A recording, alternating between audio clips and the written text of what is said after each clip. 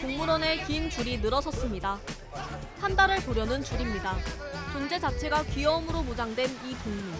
대나무를 먹고 바닥을 뒹구는 게 전부지만 보는 사람들을 자동으로 무장해제시킵니다.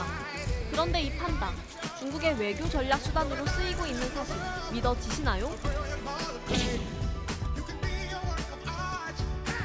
중국을 상징하는 동물은 흔히 두 가지로 꼽힙니다. 용과 판다입니다. 상상 속의 용이 강함과 위압을 상징한다면 판다는 온화함과 여유를 지닌 실제 존재하는 동물입니다. 게다가 판다는 중국에만 서식하는 고유종입니다. 희소성, 대중적 호감도, 그리고 통제 가능성. 중국은 이 세 가지를 갖춘 판다가 국가 이미지를 관리하기에 가장 적합한 대상이라는 점을 일찍부터 활용해왔습니다. 냉전 시기 중국은 국제사회에서 공산주의 국가이자 서방과 단절된 폐쇄적인 국가로 인식됐습니다. 한국 전쟁 참전과 대만 해협 위기 등으로 서방 진영 국가들은 중국을 위협적인 국가로 인식하는 경향이 강했습니다. 중국은 경제 발전을 위해 개방의 필요성을 느꼈지만 힘과 이념 중심의 접근만으로는 부정적인 인식을 뒤집기 어려웠습니다. 그래서 중국이 선택한 것이 소프트 파워 전략이었고 그 상징으로 판다가 활용됐습니다. 이른바 판다 외교입니다. 판다 외교의 출발점은 1950년대 냉전기입니다. 중국은 건국 직후 가장 먼저 중국을 승인한 소련과 외교, 군사, 경제 전반에서 긴밀한 협력 관계를 맺었습니다.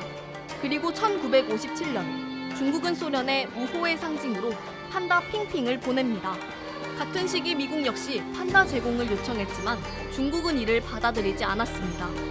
당시 중국은 사회주의 진영과의 결속을 외교의 최우선 과제로 삼고 있었고 이런 기조가 대상국 선택에 영향을 준 것으로 평가됩니다.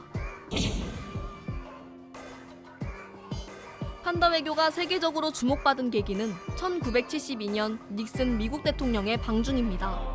한국전쟁 이후 20년 넘게 적대 관계였던 미국과 중국은 냉전 구도 속에서 관계 정상화를 시도합니다. 그리고 이 방문 직후 중국은 판다 2마리를 미국에 보냅니다.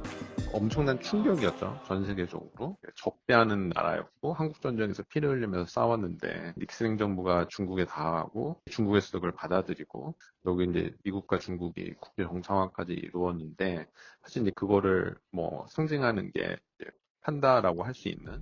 이후 중국은 외교와 교류의 대상이라는 인식이 미국 사회 전반에 퍼지기 시작했습니다. 하지만 판다는 영구적인 선물이 아닙니다. 1980년대 이후 중국은 판다를 임대 방식으로 해외에 보냅니다. 1973년 체결된 워싱턴 조약 이후 멸종위기 동물의 무상 이전이 국제적으로 제한됐기 때문입니다. 현재 판다 한 쌍의 임대료는 연간 약 100만 달러 수준이며 해외에서 태어난 새끼 역시 중국의 소유로 관리됩니다. 한국을 떠나 중국으로 돌아간 푸바오도 이 계약 구조 안에 있었습니다. 최근 일본에서는 모든 판다가 중국으로 돌아가게 됐습니다. 50년 넘게 이어진 중일 판다 외교가 사실상 중단된 겁니다. 지금으로서는 판다 없는 일본 너무 자연스럽고 지금 상황이 어느 정도 계속 가지 않을까? 비슷한 장면은 미국에서도 나타났습니다. 미중 전략 경쟁이 격화되던 2023년 미국에 있던 판다들이 모두 중국으로 돌아갔습니다. 형식상 계약 종료였지만 미국 주요 언론들은 이를 양국 관계 악화의 상징으로 해석했습니다. 뉴욕타임스는 판다 임대 계약이 중국의 광범위한 통제권을 부여하고 있다며 판다 회수가 외교적 불만이 반영되는 일도 있다고 지적했습니다. 이런 맥락에서 판다 외교는 우호의 상징을 넘어 관계 경색을 드러내는 신호로도 작동하고 있다는 평가가 나옵니다. 판다 외교는 중국의 국익에 따라 움직입니다. 냉전기에는 사회주의 동맹국으로, 미중 화해기에는 미국과 일본으로, 최근에는 글로벌 사우스로 외교를 확장하려는 움직임도 나타나고 있습니다. 중국의 이해관계에 따라 판다를 외교에 활용하는 중국식 소프트 파워 전략입니다. 중국 문화 이미지를 활용한 할리우드 영화 쿵푸 팬더 역시 한편에서는 중국 국영 미디어 자본이 공식 제작에 참여했습니다.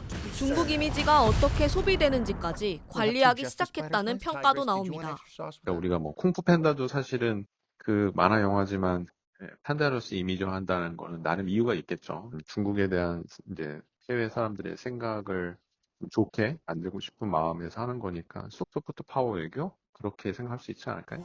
판다는 중국이 선택한 국가에만 머물렀고 관계가 틀어질 때는 돌아갔습니다. 중국의 국가 이미지 제고와 외교적 경제적 이익을 한꺼번에 추구하는 전략적 도구로 활용되는 판다. 그래서 판다에게 붙은 별명 중 하나가 털복숭이 외교관입니다.